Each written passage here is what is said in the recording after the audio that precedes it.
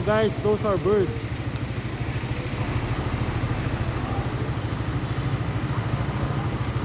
We're here at Naga City,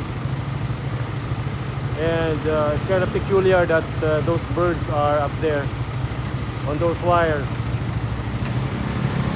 I'm hit by bird poop actually. More from that side.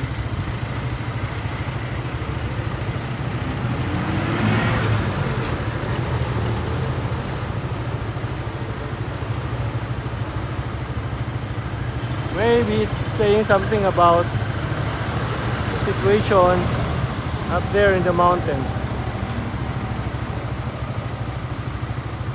as per our ecology. Right, thanks for watching.